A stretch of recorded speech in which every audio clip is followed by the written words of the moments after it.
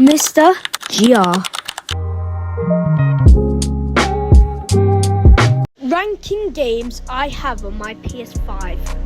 First, we're starting off with Minecraft. I think Minecraft is a nice, adventurous, fun game and you can play with friends. So I'll probably give it like a 9.5 or higher because it's fun.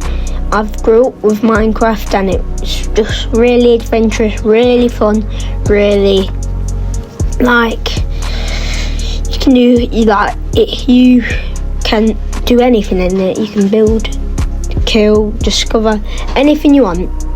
So next we've got Fortnite. I think Fortnite is a good fun action game. It's also growing up like Minecraft. You play with your mates, you got each other's back, and I think it's just got a great history on it. It's starting to get dead, but it's actually got a great history. Full video on my channel. Subscribe!